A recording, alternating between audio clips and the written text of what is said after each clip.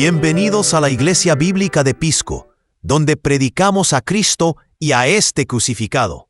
Gracias por acompañarnos mientras el pastor Robert Jiménez proclama fielmente la palabra de Dios, mediante una predicación clara y expositiva de las Escrituras, versículo por versículo y capítulo por capítulo. Abramos ahora nuestro corazón para recibir la verdad de la palabra del Señor. Muy buenos días. Buenos días. Ahora sí, excelente. Aquí es acá. Agradecidos estamos al Señor porque hoy nos pueda volver a fortalecer en su palabra, nos pueda enseñar sus caminos. Ese es el propósito principal por lo que estamos aquí, para conocer sus caminos, para entender cuál es su voluntad hacia nuestra vida, para entender cómo es que Dios habla. Hoy en día, entender cómo es que Dios habla es una cosa algo mística, ¿no? Es como una experiencia religiosa extraña. Pero la sencillez de la verdad es que Dios nos habla a través de su palabra. Dios nos habla a través de Jesucristo. Y es justamente lo que nos hemos dedicado a hacer por aquí hace un buen tiempo, desde que estamos aquí. Es conocer a Cristo. ¿Cómo es que Dios nos habla a través de su palabra? Y en esta mañana, pues quiero invitarles nuevamente a que abran sus Biblias en el libro de Marcos. Estamos yendo por todo el libro de Marcos. Y hoy, en la bondad del Señor, estamos comenzando un nuevo capítulo del libro de Marcos. Y es el capítulo número 8. Excelente. Vamos por el capítulo número 8. Es un tiempo oportuno para entender de qué se trata este capítulo que estamos abriendo hoy. Bueno, tengo que decirte que este capítulo tenemos que encuadrarlo casi en la mitad del 7 y terminando allí en el versículo 14, podríamos decir. Ven lo que dice el versículo 24 del capítulo 7. Dice: levantándose de ahí Jesús se fue a la región de Tiro. Y entrando en una casa no quería que nadie lo supiera. Versículo 31. Volviendo Jesús a salir de la región de Tiro, pasó por Sidón y llegó, ¿dónde? Al mar de Galilea, atravesando ¿hacia dónde? Hacia la región de la Decápolis. Así es. Eso es lo que el Señor está haciendo aquí. Está comunicándonos una parte importante de su ministerio. Es una parte importante de su ministerio. ¿En qué sentido? En que el Señor está tratando con un pueblo netamente gentil. ¿Qué es un pueblo gentil? Un pueblo gentil, en el contexto de las Escrituras, es un pueblo que no conoce a Dios. Es un pueblo pagano. Así que hoy, queridos amigos, queridos hermanos, hoy Dios tiene algo que decirte. ¿Tienes hambre? ¿Tienes hambre? Bueno, no somos un restaurante, ¿verdad? Pero sí servimos la comida del Señor. Y hoy nosotros vamos a aprender que Cristo es más que pan. ¿Dónde? En el desierto. Es impresionante. Este es un relato de la multiplicación de los panes y de los peces. Seguramente lo han escuchado en otras ocasiones. Pero hay mucho más que simplemente una sencilla multiplicación de panes y peces. Me gustaría enseñarles en un mapa, hermano John, el mapa. Me gustaría enseñarles en el mapa dónde es que estamos ubicados.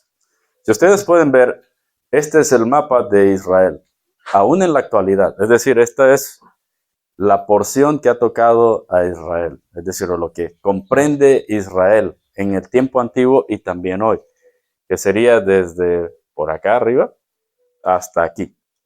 Y es así se miraba el territorio en tiempo del Señor Jesús, pero estaba dividido, tenía unas divisiones distintas. Cuando hablamos de Galilea, estamos hablando de aquí arriba. Cuando hablamos de Samaria, estamos hablando del medio. Cuando hablamos de Judea, estamos hablando del sur. Y Judea, normalmente Jerusalén está ubicado en las montañas de Judea. Entonces, cuando tenemos que el Señor se ha movido desde Galilea hacia Tiro, Él está subiendo arriba, a territorio gentil. Está saliendo de los límites de Israel. Y eso es una cosa escandalosa en el tiempo en el que el Señor vivió. ¿Por qué? Porque los judíos no debían pasar, lo hemos leído ahora en Hechos, los judíos no debían tener ningún contacto con gente pagana, gente que no conoce al Señor. Pero ahora dice el relato donde estamos que él viene de Tiro, pasa por Galilea, toma una barca y va ¿hacia dónde? Hacia la Decápolis. La Decápolis, en el capítulo 5, si no estamos mal, ven ahí en capítulo 5, versículo 1. Llegaron al otro lado del mar. En realidad, este mar del que habla es un lago. Al otro, pero este lago se le conoce en los tiempos bíblicos como el mar de Galilea. Y ellos están pasando desde este lugar hasta acá. Ahí es Gadara. Gadara queda en la Decápolis. Lo sabemos por el capítulo 5, versículo 20. ¿Qué dice el versículo 20? Que es el mismo relato, capítulo 5. Y él se fue y empezó a proclamar en Decápolis cuán grandes cosas Jesús había hecho por él, y todos se quedaban maravillados. Es decir, que el Señor Jesús dejó un discípulo ahí. ¿Que fue quién? El que antes estaba endemoniado. Y ahora en el capítulo 8 está regresando. A ver si hay cosecha por ahí. Bueno, antes, casualmente, ¿verdad? En el capítulo 7. Gracias, hermano. En el capítulo 7, en el versículo 31, volviendo a Jesús a salir de la región de Tiro, pasó por Sidón y llegó al mar de Galilea, atravesando hasta la región de Decápolis. Va hacia allá. ¿Y qué sucedió allí en Decápolis? Versículo 33. Entonces Jesús, tomándolo aparte de la multitud, es decir, ahí en la Decápolis, Marcos capítulo 7, 33, por los que vienen llegando. Vamos a estar, nuestro objeto de estudio es Marcos 8, 1 al 10 el día de hoy, pero estamos poniendo en contexto lo que está sucediendo. Entonces el Señor está por ahí en la Decápolis, y es justamente allí donde aparentemente es este milagro también de los 8,000. No es en territorio judío. No es en territorio judío. De hecho, algunas formas incorrectas. Muchos hemos escuchado la multiplicación de los peces y de los panes, pero algunas formas incorrectas de abordar este pasaje en la actualidad es creer que son la misma historia con la primera alimentación. ¿Recuerdan la primera alimentación de cuántos fue? De 5,000. ¿Dónde está eso? En Marcos 6:30 está la primera alimentación. Si tienes una Biblia que tiene títulos, ahí en Marcos 6:30 posiblemente encontrarás que dice alimentación de los 5,000. Pero eso es distinto de esto. Son dos cosas, ya vamos a ver las distinciones. Son dos alimentaciones. Y hablábamos con José, ¿verdad? Y a veces estaba sorprendido de que habían dos alimentaciones, me dijo, ¿verdad? Pero no es lo mismo. No es lo mismo, ni tienen mucha comparación, son muy paralelos en lo mismo, pero tienen matices distintos de lo que está sucediendo. ¿Cuál es el propósito? Yo ya les dije algo, pero les voy a recordar. Entonces, el primer error con el cual te puedes topar con este pasaje es pensar que es lo mismo de la primera alimentación. que es simplemente una historia repetida. No, esto ya lo vi ya alimentó 5,000, ¿por qué vuelve a hacer esto? Creer que simplemente son dos demostraciones idénticas del poder de Cristo. Eso es uno de los primeros errores fundamentales con los que nos encontramos cuando entramos a la segunda alimentación en Marcos 8. Otro error fundamental que muchos cometen es creer que el milagro de la multiplicación significa que Dios me va a multiplicar dinero a mí, que te va a multiplicar casas, bienes a ti, que te va a multiplicar comida a ti. Eso es un error grave, hacerlo. Y eso es lo más fácil, ¿verdad? El Señor va a multiplicarte. Hoy te va a multiplicar. Eso no es lo que significa. Uno de los errores, un tercer error fundamental al acercarme a este pasaje de la alimentación de los 4,000, es centrar toda la atención en el milagro de la multiplicación. Es decir, como el mero asombro de un truco o de magia del evento. Eso es un grave error aquí. En lugar de enfocarnos en aquel que está realizando el milagro y la razón por la que lo está haciendo. Es por eso que el día de hoy, que en esta ocasión, con la ayuda del Señor, nosotros vamos a saber qué significa esto. ¿Qué es lo que hay detrás de este milagro? ¿Qué es lo que el Señor tiene como objetivo? Y entonces, hoy tenemos nuestros objetivos. Por lo menos tenemos 3 objetivos que el Señor Jesús se propone lograr en tu vida a través de este acontecimiento. ¿Escucha eso? Por lo menos tenemos 3 objetivos que el Señor Jesús se propone lograr en tu vida a través de este acontecimiento. Y para eso, leamos entonces la palabra. Es tiempo de la palabra. Alguno dirá, es tiempo de descansar, de tomar una siesta. No, mis hermanos. Por aquí José tiene una pistolita de agua, ¿verdad? Entonces, él va a estar echando agua así en la cara, ¿verdad? A alguien que tenga sueño. Así que vamos a tomar tiempo de la palabra ahorita. Mis hermanos, Marcos 8, 1 en adelante. En aquellos días, cuando había de nuevo una gran multitud que no tenía que comer, Jesús llamó a sus discípulos y les dijo, ¿qué les dijo? Tengo compasión de la multitud, versículo 2, porque ya hace 3 días que están junto a mí y no tienen nada que comer. Versículo 3, y si los despido sin comer, a sus casas desfallecerán en el camino. Pues algunos de ellos han venido de lejos. Versículo 4, sus discípulos le respondieron, ¿dónde podrá alguien encontrar suficiente para saciar de pan a estos que están aquí en el desierto? Versículo 5, ¿y cuántos panes tienen? Les preguntó Jesús. Ellos respondieron, ¿cuánto? 7. Versículo 6. Entonces mandó a la multitud que se recostara en el suelo y tomando los 7 panes, después de dar gracias, los partió y los iba dando a los discípulos para que los pusieran delante de la gente y ellos los sirvieron a la multitud. Versículo 7. También tenían unos pocos pececillos. Y después de bendecirlos, mandó que estos también fueran servidos o los sirvieran. Versículo 8. Todos comieron y se saciaron. Y recogieron de lo que sobró de los pedazos 7 canastas. Qué tremendo, ¿no? Los que comieron eran unos 4,000. ¿Van a imaginar esto? De 7 panes. Y Jesús los despidió. Versículo 10. Y subiendo enseguida a la barca con sus discípulos, se fue a la región de Dalmanuta. Oremos, Señor, bendice este tiempo. Ayúdame, Señor, a no entorpecer la claridad de tu palabra, sino más bien a poder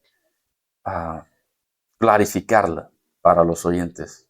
Que hoy sepan que tú tienes algo para ellos, Señor, que no encontrarán en ningún lugar, como aquellas personas lo encontraron en ti. En Jesús, en ti, Señor, lo pedimos. Amén. Muy bien, el primer objetivo que el Señor Jesús se propone en este relato, en tu vida, es mostrarte su identidad. Mostrarte su identidad. Fíjate eso, ¿verdad que eso no está en el relato? No está ahí, ¿no? ¿Dónde dice, mire, les voy a mostrar mi identidad? Ahora vamos a ver por qué. Ahora vamos a utilizar todas estas páginas que están aquí cerca para saber que este es el propósito que Él tiene. Hoy te voy a demostrar con la Escritura que su propósito es mostrarte su identidad a través de este relato. Mira, primeramente, Él se dirige a quién en el versículo 1. Jesús llamó ¿a quién? A sus discípulos. Jesús llamó a sus discípulos. ¿A quién llamó? No llamó a todos. Llamó a sus discípulos. Eso significa que Él tiene que decirle algo a sus discípulos que es importante. No está llamando a todas las personas. Está diciendo, los 12, vengan para acá, por favor. Ahora, versículo 5. Mira, ¿qué dice? ¿Cómo inicia? Sus discípulos le respondieron. ¿Leen eso? Sus discípulos le respondieron. Ellos le dijeron. ¿Qué significa esto? Que tú tienes desde el versículo 1 hasta el versículo 5, tú tienes una conversación, un ida y vuelta. ¿Entre quién? Entre Cristo y los discípulos. No hay nadie más ahí. Esto es algo para los discípulos. Es algo que ellos tienen que saber. Y Él los está llamando a ellos por una razón. Porque ellos tienen un arduo ministerio. Él los está preparando para el ministerio cuando Él ya no esté. Marcos capítulo 8, ahí estamos. Él los está llamando y los está preparando para un arduo ministerio. Por eso ellos son la primera audiencia. Es importante, todo lo que Él va a hacer, muchas de las cosas, ellos son los primeros testigos. Porque es importante. Porque ellos van a continuar, cuando Él ya no esté, ellos van a estar preparados para enfrentar dificultades. Pero en este punto de la historia, aquí en Marcos 8, ellos no están preparados aún para el ministerio. Ellos no lo están. ¿Saben por qué? Porque en este punto ellos no tienen claridad de lo que está pasando. Ellos no saben lo que está ocurriendo. Ni parece hacerles ningún sentido estos milagros. ¿Verdad que conocemos mucho de los milagros del Señor? Pero ¿qué sentido tiene eso para ti y para mí? A veces sabemos de lo que el Señor ha hecho, pero parece como, sí, ¿y qué pasa con eso? ¿Y yo qué tengo que ver con eso? Tiene mucho que ver contigo, tiene mucho que ver conmigo. Así están ellos. En este punto del relato, ellos no logran encuadrar el despliegue de gloria. El despliegue de gloria de estos milagros no lo logran encuadrar en la faz del Rey y el Salvador prometido. En la faz del Rey y el Salvador prometido. ¿Sabe qué es lo que ellos hacen? ¿Qué hacen los discípulos? ¿Y qué es lo que hace la mayor cantidad de personas hoy en día? ¿Qué es lo que hacen? Divorcian el milagro de la persona de Jesucristo. ¿Cuántas personas quieren un milagro de parte de Dios? Miles de personas quieren. Pero ¿cuántas personas quieren al Cristo de los milagros? Eso es distinto. Muchas personas le piden y le piden a Dios, dame, dame, dame, dame. Pero pocas personas dicen, quiero conocerte, quiero saber quién eres. ¿Verdad? ¿Sí o no? Es muy fácil pedir cosas, pero no piden lo que deberían pedir. Y lo que se debe pedir es conocer a Cristo. De hecho, eso fue lo que vimos en los fundamentos de la fe bíblica, ministerial. ¿Cómo podemos conocer a Jesús? ¿Cómo podemos conocer a Dios? Entonces, los discípulos dicen, estos milagros, gloria a Dios, Dios los hizo. Muy bien, aplaudimos eso porque Dios lo hizo. Pero ellos no son capaces todavía de decirle a Cristo, tú eres Dios. ¿Escuchan eso? Eso es importante. Cuando ven los milagros, ellos dicen, Dios lo hizo, gloria a Dios. Pero todavía no son capaces de decir, Cristo, tú eres Dios. Pedro lo va a decir en este capítulo, más tarde. ¿Dónde lo dice? Mira conmigo ahí, en capítulo, ahí mismo, en capítulo 8, en versículo 27, ¿qué dice el título de tu Biblia? La confesión de Pedro. ¿Qué es lo que Pedro confiesa? Ahí en versículo 29. ¿Qué confiesa Pedro en versículo 29? Tú eres el Cristo. ¿Quién? El Hijo del Dios viviente. Dice en el pasaje, el pasaje que es similar a este, en Lucas y en Mateo. Entonces, en este punto Pedro lo va a decir, pero lo dice entre dientes. ¿Por qué? Porque entendemos que justo después, cuando él reconoce que Cristo es Dios, o que dice esa sorprendente declaración, el Señor le dice que él no lo ha dicho por sí mismo, sino que el Padre se lo ha revelado. Pero luego, ¿qué sucede? En el versículo 32, cuando el Señor dice, miren, el pasaje siguiente, cuando el Señor dice que él tiene que morir, en el versículo 32, ¿qué dice? Pedro lo llevó aparte y comenzó a reprender a Jesús. Pedro está reprendiendo a Jesús después de haber dicho, tú eres el Cristo. ¿Por qué lo está reprendiendo? ¿Qué le está diciendo? En el pasaje similar a este, clonado, le está diciendo, nunca tal cosa te acontezca. ¿Qué es lo que no quería Pedro que aconteciera? La crucifixión. Y mire lo que le dice el Señor al final del versículo 33. ¿Qué le dice? Apártate de delante de mí, porque no tienes puestas la mente en las cosas de Dios, sino en las de los hombres. Esto significa que verdaderamente Pedro no entendía totalmente lo que acababa de decir. Tú eres el Cristo, el Hijo del Dios verdadero. Si lo hubiera entendido, nunca hubiera dicho lo que dijo con lo que salió después, ¿verdad? O sea, hizo una buena y hizo una malísima, ¿verdad? Entonces, en este punto, tienes que entender esto. Ellos no entienden plenamente quién es Cristo. No entienden qué está haciendo estos milagros. Una vez me dijo una señora, mi esposa estaba ahí, es testigo, estaba evangelizando. Me dijo, yo tengo 20 años de una congregación. Así me dijo aquí en Pisco. Pero yo no sé quién es Cristo, yo no sé qué es lo que hace, yo no sé por qué me congrego, yo no sé absolutamente nada. 20 años de congregarse. Aquí, no es una fantasía. Entonces, esa es la situación actual en la que nos encontramos. Gente se sienta, aplaude, llora, canta, salta, vomitan algunos, ¿no es cierto?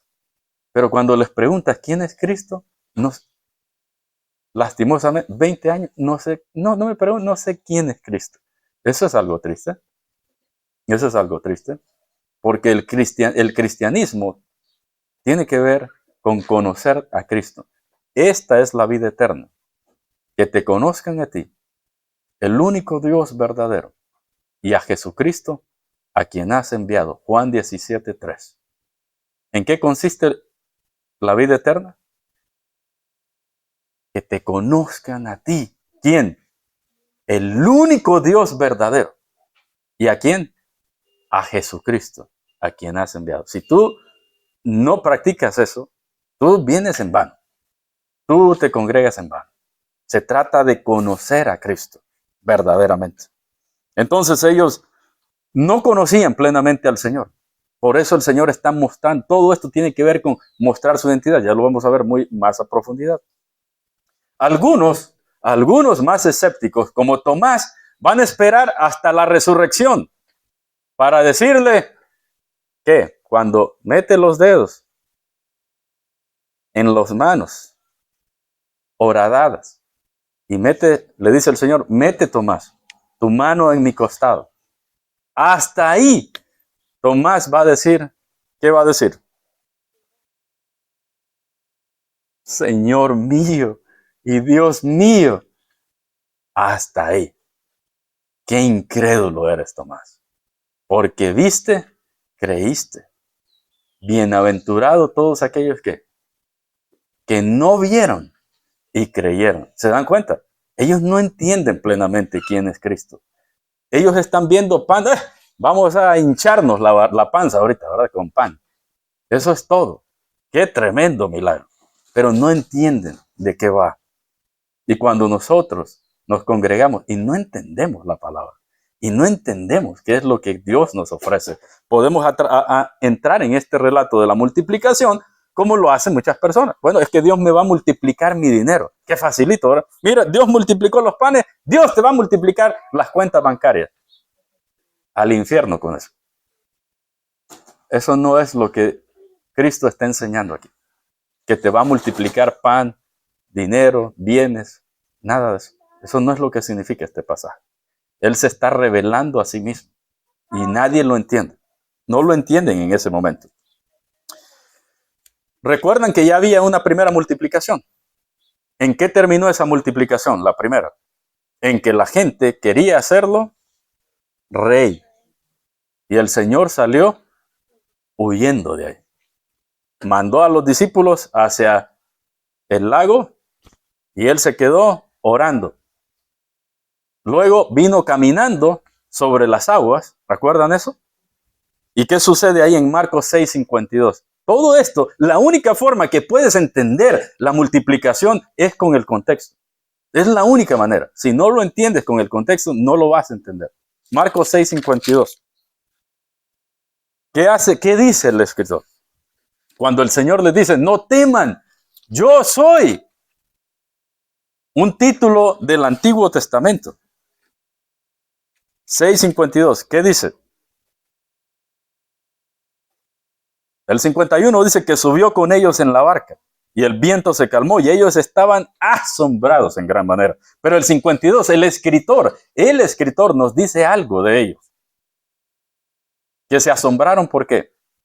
Porque no habían entendido aún, ¿qué? Lo de los panes, sino que su corazón estaba endurecido. O sea que los panes tenían, la multiplicación tiene otro propósito que simplemente llenar el estómago. Y luego él viene caminando y el escritor no dice, no entendieron que venía caminando sobre el agua, sino que no dice nada de la caminata sobre el agua que ha dicho, sino que se sorprenden porque todavía no han entendido lo de los panes y de los peces. ¿Qué es lo que debían entender ellos de los panes y de los peces?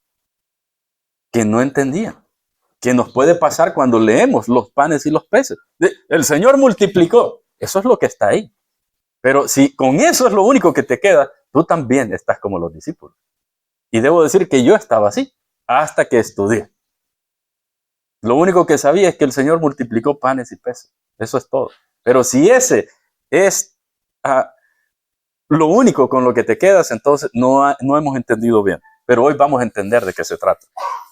No solo eso. Mira más adelante, en este mismo capítulo.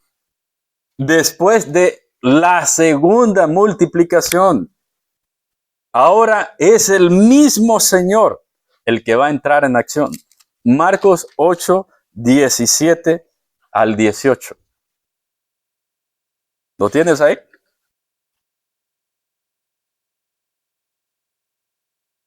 Mire lo que dice el 16. Bueno, es que no se puede creer en realidad, ¿verdad? Pero lo mismo nos pasa a nosotros. Entonces ellos discutían entre sí que no tenían pan. 17.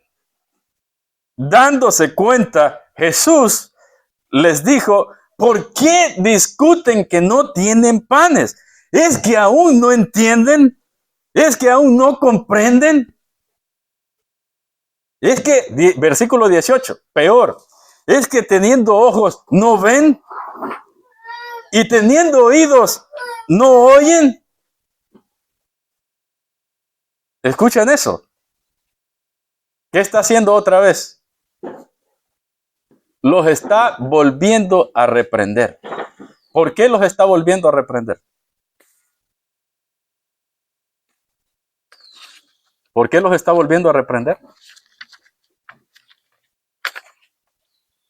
Porque siguen todavía metidos en la discusión de que no tienen pan.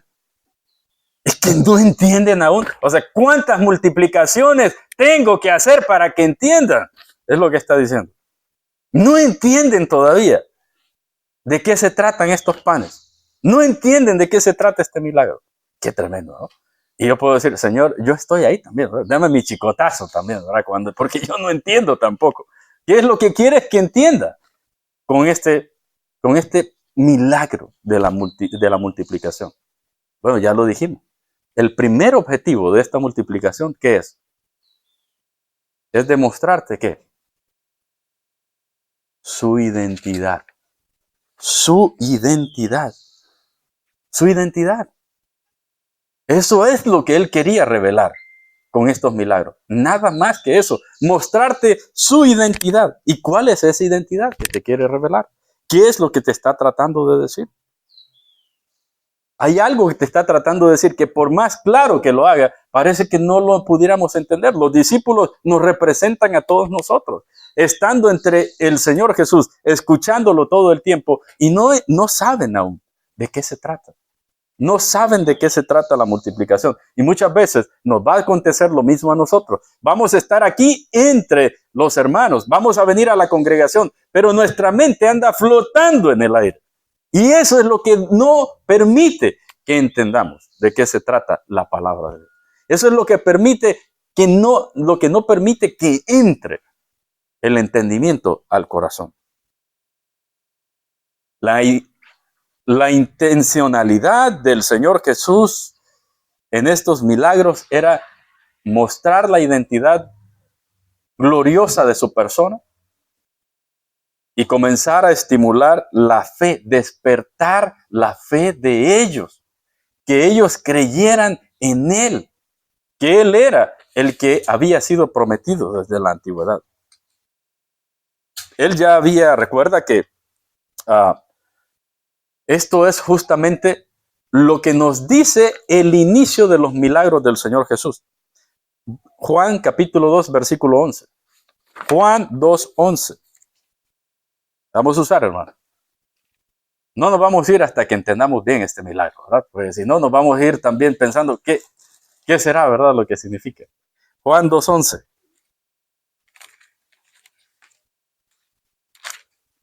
¿Recuerdan qué fue lo que hizo el Señor aquí, en Juan 2? ¿Qué dice el título de tu Biblia? Convierte la conversión del agua en vino. Y el versículo 11 dice, este principio de sus señales hizo Jesús, ¿dónde? En Caná de Galilea. ¿Y qué? Y creyeron sus discípulos en él. O sea, ¿para qué hacía todos estos milagros? Para despertar la fe de ellos. Ellos comenzaron a creer en él. Iban creciendo en esa fe. Tan increíble que cuando en la barca estaban a punto de ahogarse, él les dice, ¿aún no creen? Todavía después de todo lo que les he mostrado, ¿no creen todavía plenamente? Y esto muestra, mis hermanos, mis amigos, que tú y yo, nosotros como seres humanos, tenemos un corazón bien duro. Bien duro. Aún viendo las manifestaciones gloriosas del poder del Señor Jesucristo, aún si estuviéramos frente a Él, viendo todo lo que está haciendo, no seríamos distintos. Nuestra mente andaría pensando en aves, ¿no? Y en dinero, quizás, o en trabajo.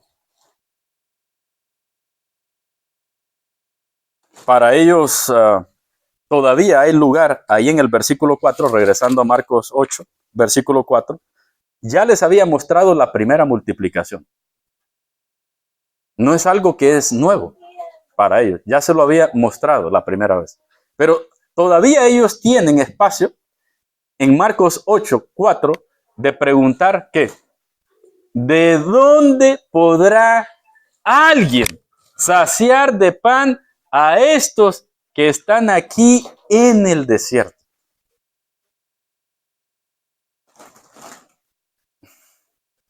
¿Qué tal?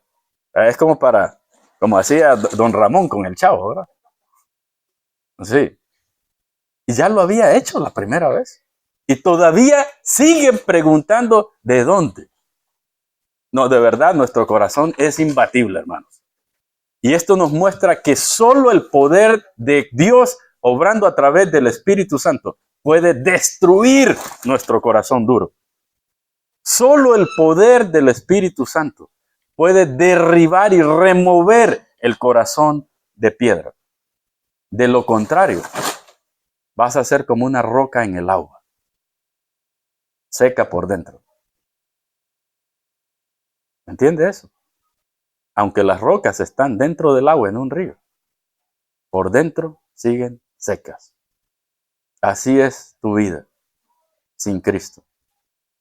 Y el único que te puede hacer entender la verdad de tu vida es aquel que te creó.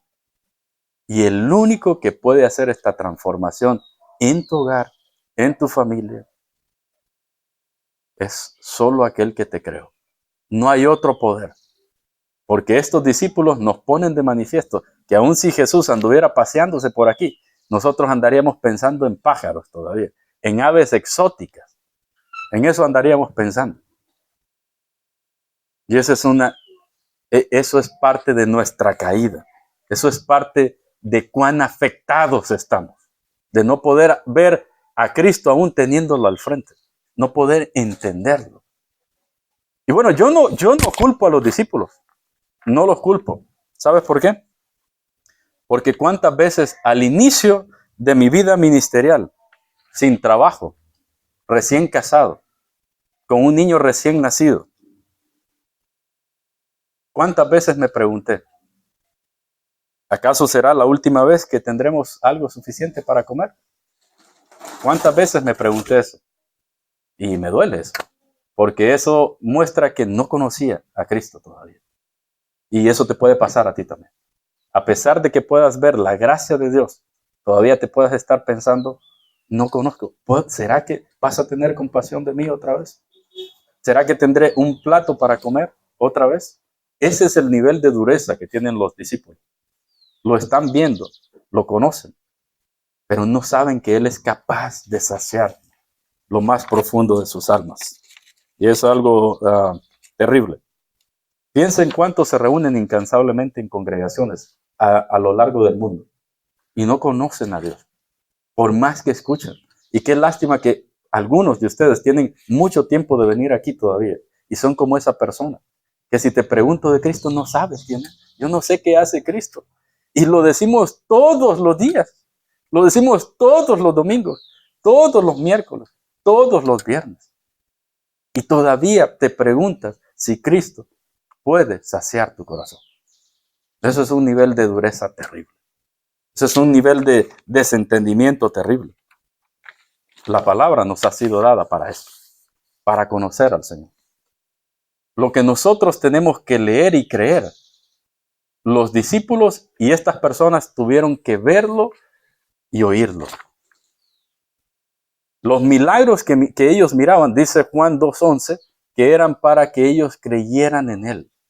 Estimulaba su fe por vista y aún así no creían. Pero lo que ellos necesitaron oír y creer, o mejor dicho, ver y creer y oír también, el Señor ha estipulado, ha ordenado que nosotros tengamos que oírlo, leerlo y creerlo. Piensa en eso. Eso es algo poderoso. Porque si aquellos que vieron a Cristo haciendo este despliegue de milagros no podían creer en Él todavía, ¿cuán más imposible sería que yo o que tú fueras un creyente tan solo por leer lo que aquellos ni viendo pudieron creer? ¿Cómo es posible que tú puedas decir, yo creo en ese Cristo? Si no lo has visto, lo único que tienes es la palabra. Lo único que eso certifica es que Dios se ha comprometido a decir en esta palabra que la fe viene por el oír. Y el oír por la palabra de Cristo. Y todo aquel que en Él cree tiene vida eterna. Si no fuera así, es imposible que yo sea un creyente. Es imposible que tú fueras un creyente. Más adelante, el apóstol Pablo llega a decir que nadie puede decir que Jesús es el Señor, excepto por el Espíritu Santo. Ahí en 1 Corintios 12:3. Es decir, tú no te puedes rendir a Cristo a menos que sea por el poder del Espíritu Santo que quiebra tu corazón cuando oyes la palabra. Amén a eso. Y es la única manera. De ahí no seríamos distintos a estas personas. Entonces, si este relato se tratara de simple pan, entonces no hay esperanza para ti ni para mí. Pero lo que muestra este relato es que Cristo es mucho más que pan en el desierto. Te está mostrando a ti y a ti, primeramente, su identidad a través de este relato. En segundo lugar, el segundo objetivo que el Señor tiene en este milagro es mostrarte que su compasión no era únicamente para judíos, sino también para ti. Escucha eso. La segunda razón o el segundo propósito o objetivo por el cual tenemos este relato de la multiplicación aquí en Marcos capítulo 8 es porque el Señor quiere mostrarte que su compasión no era únicamente para judíos, sino que era también para ti como un gentil. ¿Dónde está el Señor? Más claro no puede estar en las ideas paralelas que tenemos en estos pasajes. Aunque sus discípulos todavía no entendían para nada esto, no lo entendían, es una realidad, a su tiempo ellos lo iban a entender con toda claridad. Sí lo iban a entender, como vemos en el libro de los Hechos, lo iban a entender, pero necesitaban tiempo para esto. Porque el Espíritu Santo les llevaría a toda la verdad, les recordaría con toda claridad la naturaleza de la misión del Señor Jesús. Que su compasión no era para un grupo étnico solamente, sino para toda lengua y nación. Mira, más claro no puede estar aquí. La primera alimentación de los 5,000 en Marcos 6:30, ¿dónde ocurrió? ¿Dónde ocurrió? Ocurrió en Galilea. En Galilea. Y Galilea es territorio, ¿qué? Judío. Es territorio judío. Y la segunda ocurrió ¿dónde? En Decápolis. Y la Decápolis es territorio gentil. Solo ahí tú tienes dos objetivos distintos, similares, en las multiplicaciones. La primera, territorio judío, pero ahora en territorio gentil. ¿Y qué más tenemos? En la primera se recogen ¿cuántas canastas? 12 canastas se recogen. Eso no es una casualidad.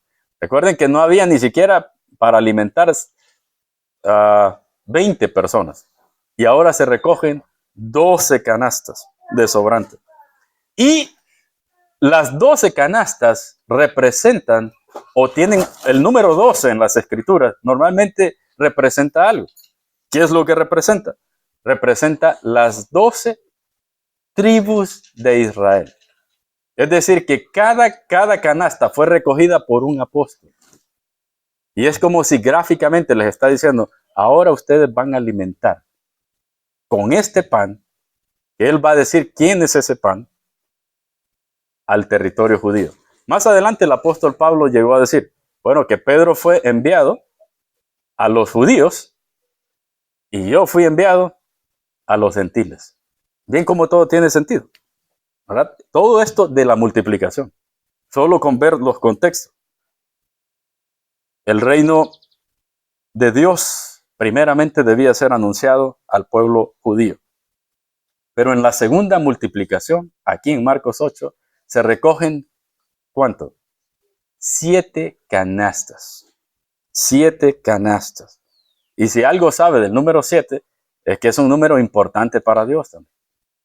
El 7 representa normalmente las tribus de Israel. El 12, perdón. Y el 7 normalmente representa universalidad y plenitud. Tenemos 7 días que solo son para el pueblo judío, ¿verdad? 7 días. Solo para los judíos nada más. No, para todo el mundo. Son 7 días para todo el mundo. En el Génesis, iniciando. Y en el Apocalipsis tenemos 7 iglesias, ¿verdad? ¿Acaso cuando se escribió el Apocalipsis solo habían 7 iglesias nada más? Había un montón de iglesias. Entonces, ¿por qué simplemente 7 iglesias? Pues tiene una representación. Está englobando la totalidad de todas las congregaciones, de todas las iglesias, la iglesia universal. Lo que nos anuncian estas 7 canastas es que la salvación, es decir, el pan de vida, también es para todos los pueblos del mundo. ¿Entienden eso? Es para todos los pueblos del mundo. Esto significa la segunda multiplicación. Los discípulos, los apóstoles, debían entender eso.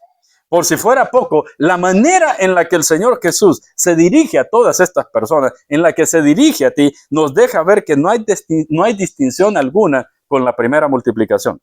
¿Qué dice el versículo 1? En aquellos días, como había una gran multitud que no tenían qué comer, Jesús llamó a sus discípulos y les dijo: tengo compasión de la gente. Tengo compasión de la gente. Ahora, si tú ves en capítulo 6, en versículo 34, ¿qué dice? Capítulo 6, versículo 34.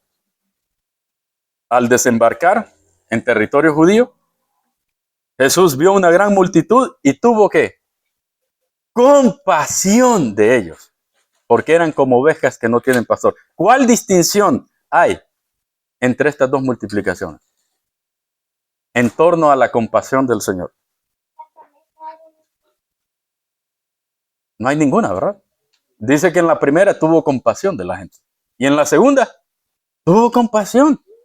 Les está mostrando su segundo objetivo en esta multiplicación es mostrarles que su compasión no solo es para un grupo étnico, sino que es para ti también.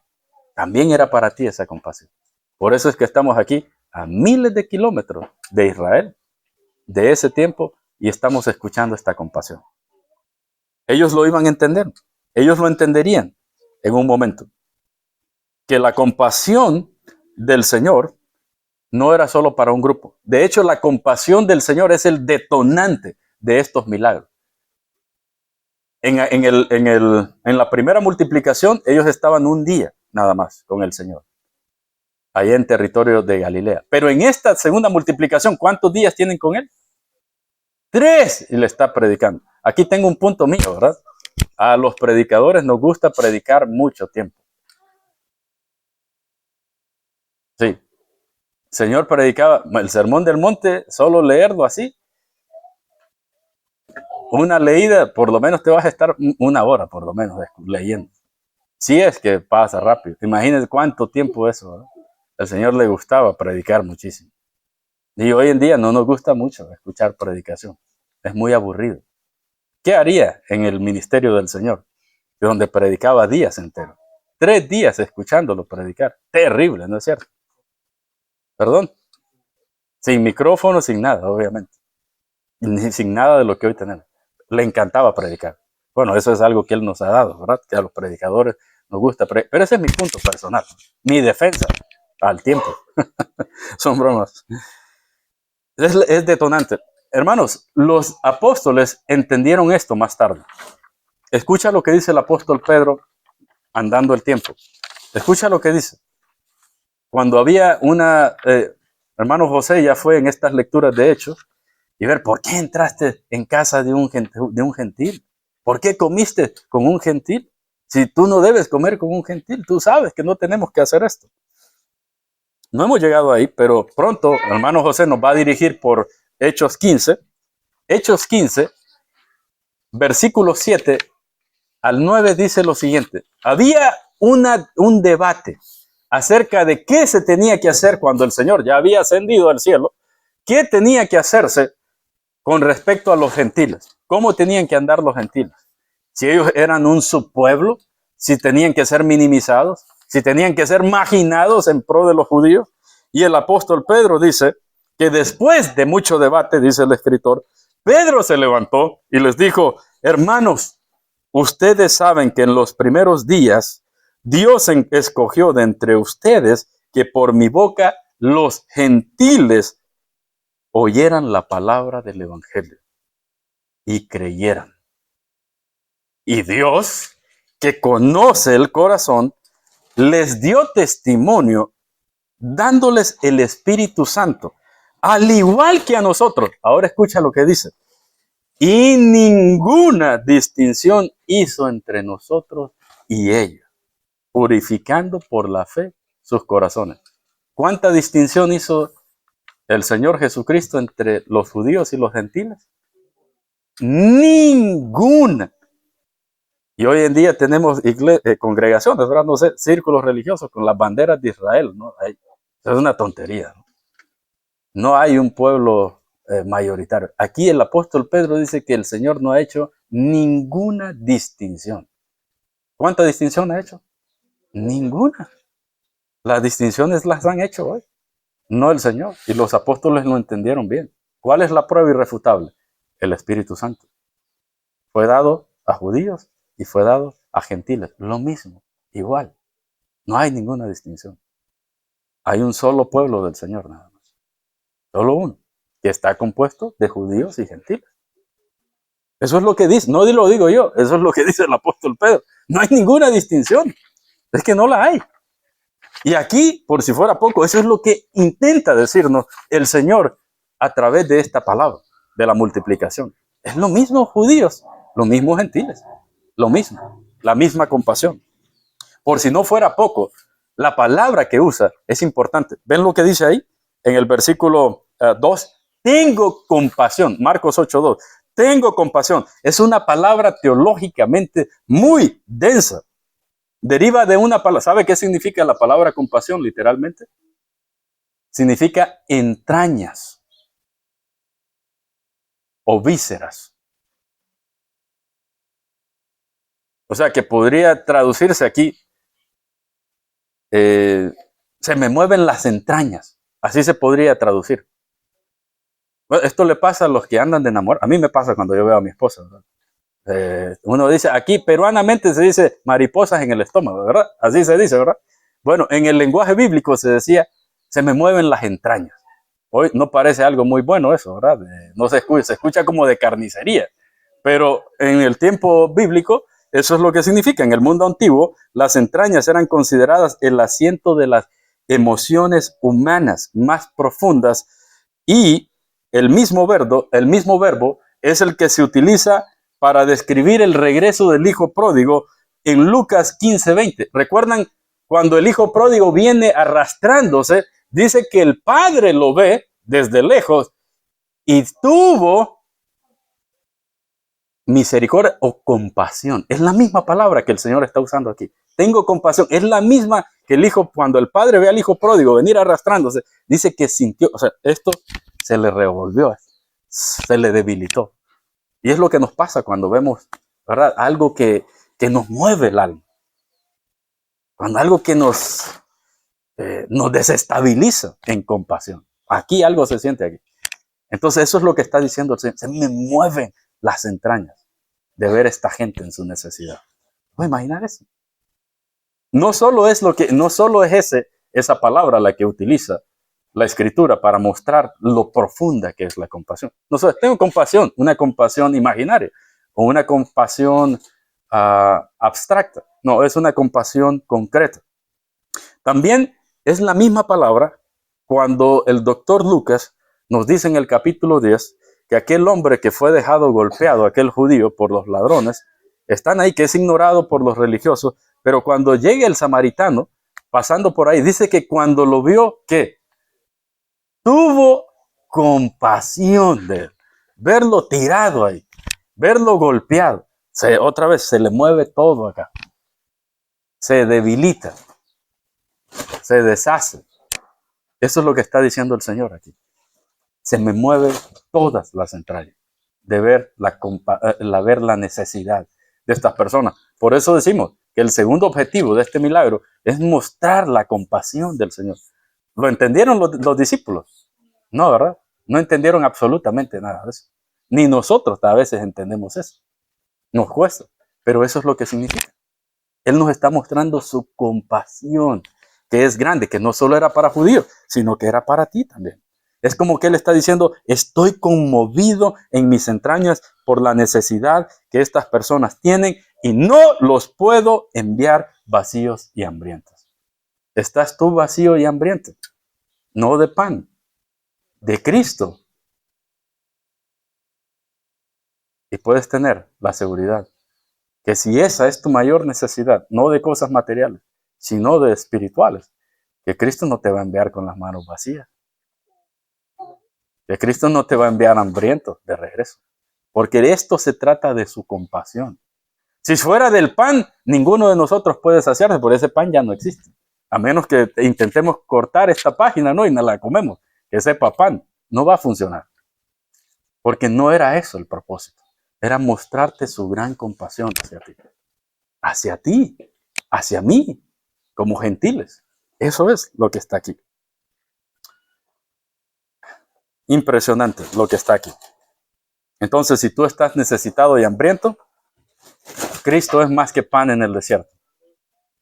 Y si tú ya estás saciado en Cristo, mi hermano, mi amigo, mi hermana, asegúrate de no quedarte para ti solo con esa compasión, sino que compártela con otros.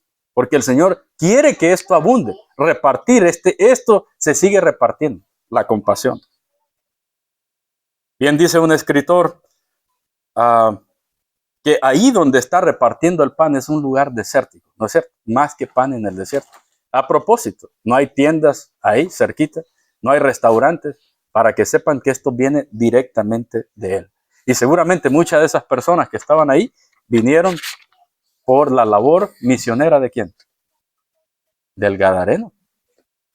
Del Gadareno. Muchas de esas personas vieron al Gadareno en su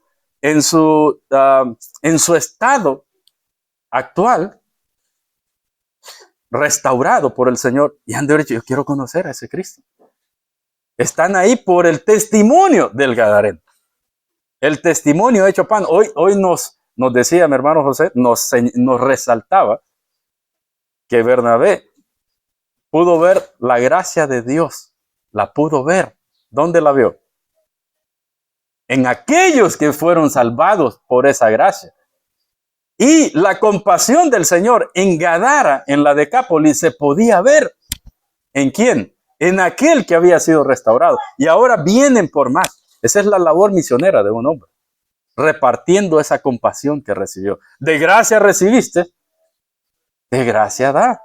Tú, el testimonio de Cristo en tu vida es más que poderoso para que otros vengan a buscar esa compasión. ¿Entiendes eso, mi hermano, mi hermana? La compasión que tú has recibido, que ese es el propósito de este pasaje, es más importante que cualquier alimento. Cuando tú compartes eso, otros van a venir a buscar saciar su necesidad. Estos habían estado 3 días saciándose espiritualmente. Hombre, lo menos que podía hacer era darles un poco de pan, ¿no? Porque espiritualmente ya estaban saciados, ya definitivamente. Básicamente, estas personas se estaban comiendo la compasión de Dios hecha pan. Fíjese eso. Se están comiendo la compasión de Dios hecha pan. Más gráfico no lo puede hacer. Más literal no lo puede hacer. Por eso, otra vez, estamos diciendo, primer objetivo de este pasaje es, ¿qué? Mostrarte su identidad. Segundo objetivo de este pasaje es mostrarte su compasión. Y el tercer objetivo de este pasaje es mostrarte su misión. Su misión. Y mi hermano, y si ya no lo entendemos así, ya no podemos hacer, ¿verdad? Pero esto es lo que significa, mis hermanos. Esto es lo que significa este pasaje. Entremos entonces en la última parte. ¿Cómo sabemos que esto es así?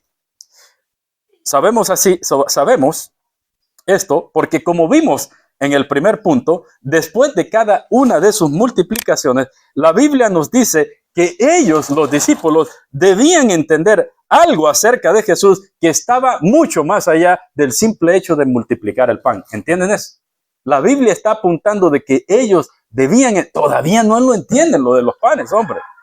2000 años y no se entiende lo de los panes todavía. ¿Cómo es posible? No, eso significa, la Biblia cuando está diciendo eso nos indica que hay algo que debemos conocer de estas multiplicaciones que va mucho más allá del mero hecho del pan, del acontecimiento. ¿Sabe por qué? ¿Sabe por qué? ¿Sabes por qué? Necesitas entender que era algo más que el pan de la multiplicación, porque si tú eres un lector del Antiguo Testamento, tú vas a saber que esto no es nuevo. Esto no es nuevo, esto de la multiplicación, no es nuevo en la Escritura. Si tú has leído el Antiguo Testamento, tú entenderás que esto ya había pasado. Pasó 40 años, ¿dónde? En el desierto también. ¿Por medio de quién? De Moisés. ¿Qué llovía del cielo? Maná, el pan del cielo. ¿Cuánto tiempo llovió? 40 años. Eso significa que esta multiplicación no es algo nuevo. No te puedes quedar, multiplicó el pan.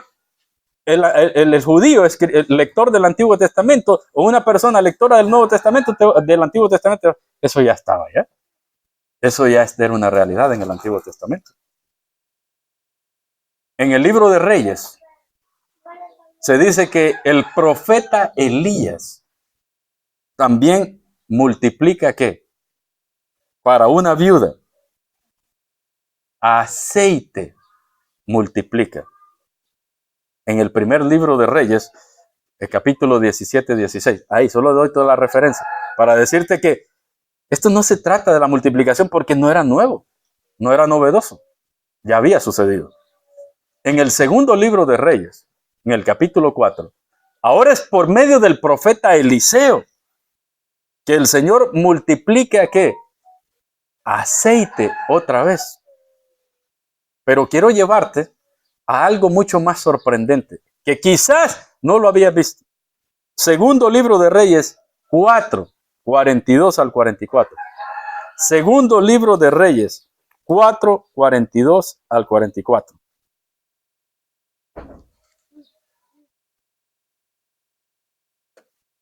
Segundo libro de Reyes 4, 42 al 44. Había un hombre de Baal Salisa. Vino un hombre de Baal Salisa y trajo al hombre de Dios. ¿Quién es? Eliseo. ¿Qué trajo? Panes de primicias. ¿Cuántos? 20 panes de primicias. De cebada y de trigo, de grano nuevo en su bolsa. Y él dijo, ¿qué dijo Eliseo? Dáselos a la gente, ¿para qué? Para que coman. Versículo 43. Su sirviente le dijo, ¿y cómo pondré esto delante de quién? 100 hombres. ¿Qué le dijo Eliseo? Dáselos a la gente para que coman, porque así dice el Señor. Comerán y sobrará. 44. Y lo puso delante de ellos y comieron, ¿y qué? Y sobró conforme a la palabra de Dios. Así que esto no tiene que ver con multiplicación, porque ya es viejo en el Antiguo Testamento. Ya lo hizo Eliseo, ya lo hizo Elías, ya lo hizo Moisés. Así que tiene otro significado aquí en el Nuevo Testamento. Y el significado es justamente que tú conozcas la misión de Cristo. Tiene que ver con su misión. No fue un truco de magia, no fue para llamar la atención. Él está mostrándote su misión. Escucha esto, lo que dijo el Señor justo después de la primera multiplicación. Justo después de la primera multiplicación, en Juan 6:35, Él dijo algo.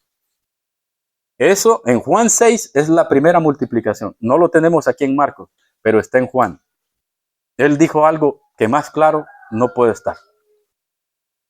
cuando todos le pedían que volviera a hacer eso. Juan 6:35. Yo soy el pan de vida. El que a mí viene nunca tendrá hambre. Y el que en mí cree no tendrá sed jamás. Yo soy el pan de vida. Señores y señoras, hermanos y hermanas, estamos entendiendo aquí que estas multiplicaciones no tienen que ver con el mero hecho de multiplicar pan. Ellos son una excusa para otro propósito. Solo son una oportunidad para mostrar algo más. Juan 6:41. Juan 6:41. Yo soy el pan que descendió del cielo. Juan 6:48. Yo soy el pan de vida. ¿Está claro eso? Lo que él está tratando de hacer con esta multiplicación. Está mostrando quién él es. Está mostrando cuál es su identidad. Está mostrando cuál es su misión. 49. Los padres de ustedes comieron el maná en el desierto. ¿Y qué pasó? Murieron. 50. Este es el pan que desciende del cielo, para que el que de él come no muera. 51. Yo soy el pan vivo que descendió del cielo. Si alguno comiera de este pan, vivirá para siempre. Y el pan que yo le daré es mi carne, el cual yo daré por la vida del mundo. Amén. ¿Te das cuenta? ¿Te das cuenta? Este milagro de la multiplicación no tiene que ver con lo que a simple vista parece que es. No hay algo aquí que sea muchísimo más importante. No. Aquí hay algo mucho más importante que el simple hecho de multiplicar panes. ¿Qué es? Que el milagro es una representación gráfica de su muerte en la cruz para la salvación de tu alma, para alimentar tu alma. El milagro de la multiplicación es una representación. Él dice, este es el pan que yo daré por ustedes. ¿Cuál es? Mi cuerpo. Mi cuerpo. Ese es el pan que yo daré por la vida del mundo. Entonces, este milagro de la multiplicación nos está representando lo que va a pasar en la cruz, que Él va a dar su cuerpo y Él va a alimentar a las personas ¿con qué? Con la vida. Él va a compartir su vida para que tú tengas vida eterna. Eso es lo que está detrás de esta multiplicación. Si las declaraciones del Señor Jesús no quedan claras todavía, el escritor Juan nos dice, hermano John, Juan 20, 30, 31. Vamos aterrizando ya. Juan 20, 30 al 31. Si no queda claro todavía que él está diciendo, yo soy el pan, yo soy el pan, yo soy el pan. Esta multiplicación no es de pan ordinario, soy yo. De mí significa. Si todavía no está claro, los escritores todavía nos lo dejan más sencillo. Muchas otras señales hizo también Jesús en presencia de sus discípulos. ¿Qué fue la multiplicación? Fue una señal. Es una de muchas señales. Hizo muchas otras que no están escritas en este libro. 31. Pero esta multiplicación se ha escrito para que ustedes crean que Jesús es el Cristo, el Hijo de Dios, y para que al creer tengan vida en su nombre. Más claro no puede estar, mis hermanos. O sea, los escritores lo dejan claro. Dios lo deja claro. ¿Por qué esta multiplicación está aquí? No para que tú salgas de aquí pensando que vas a encontrar una panadería en tu casa ahorita que regreses. No. Ojalá que así fuera, ¿verdad? Ojalá. Pero eso no significa. Eso es lo que tú crees. Pero la Biblia dice, Dios mismo nos enseña qué es lo que significa esta multiplicación. ¿Qué es lo que significa? Que Él va a dar su cuerpo para darte vida a ti. ¿Dónde? En la cruz del Calvario. Esto se escribió para que tú creas en Cristo. No dice que te pongas a pensar si es verdad, para que analices si de verdad pasó o no. Eso no es lo que dice. Para que creas. Créelo. Y al creerlo, ¿qué vas a tener?